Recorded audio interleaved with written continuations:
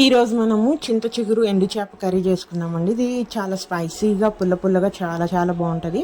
ఇది ఎలా చేసుకోవాలంటే ఫస్ట్ ఎండు చేపలను తీసుకొని మనం వాటర్లో సోక్ చేసి నీట్గా క్లీన్ చేసేసి ఆయిల్లో ఫ్రై చేసి పక్కన పెట్టుకోవాలి. ఇప్పుడు అదే ఆయిల్లో తాలింపు గింజలు, కరివేపాకు, పచ్చిమిర్చి, ఆనియన్స్ వేయించుకొని కొంచెం పసుపు వేసుకుని వేయించుకోవాలి. ఇంతలోపు మనం చింత చిగురుని ఈ విధంగా క్లీన్గా చేసుకొని పక్కన పెట్టుకోవాలండి. ఆనియన్స్ ఎప్పుడైతే సగం వరకు ఉడికినాయో దాంట్లోకి తగినంత స్పైసీ కారం వేసేసుకోవాలి. తర్వాత చింత చిగురుని ఈ విధంగా నలుపు వేసుకోవాలండి. ఇలా నలపడం వల్ల దాంట్లో ఉన్న పుల్లదనం అనేది బయటకు వస్తుంది.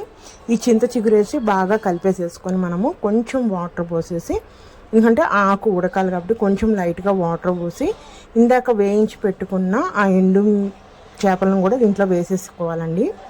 వేసేసుకొని ఒకసారి మొత్తం కలిసేటట్టు బాగా కలిపేసేసుకొని ఇప్పుడు దీనిలో మనకి ఆ చింత చిగురులో ఉన్న పులుపు రావడానికి, అలానే ఆ ఫ్రై అయిన చేప ముక్కలు ఉడకటానికి తగినంత లైట్గా వాటర్ పోసుకొని మనము మూత పెట్టేసేసుకొని ఒక 10 నిమిషాల పాటు సిమ్లో పెట్టుకొని ఉడికించుకోవాలండి.